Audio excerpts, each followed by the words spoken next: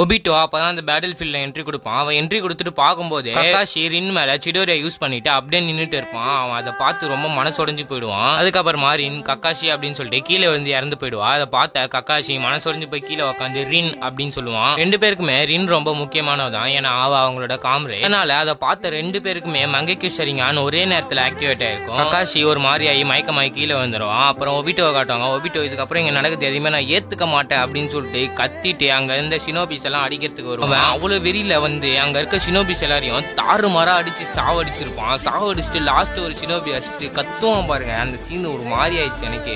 இதுக்கப்புறம் வர சீன்லாம் ரொம்பவே எமோஷனலா இருக்கும். ஒபிட்டோ ரின்னு கிட்ட சோகமா போயிட்டு அவ பக்கத்துல உக்காந்து அவளை தூக்கி அவன் மேல சாச்சிக்கிட்டு கண்ணீர் வடிச்சிருப்பான். அந்த சீனு யாரா இருந்தாலும் அழுதுருப்பாங்க. நீங்களே யோசிச்சு பாருங்க, நம்ம உயிருக்கு மேல நேசிச்சவங்க நம்ம கண்ணு முன்னாடியே இறந்து போய் நம்மளால அந்த நேரத்துல ஒண்ணுமே பண்ண முடியல அப்படின்றப்போ எவ்வளவு வலிச்சிருக்கும்.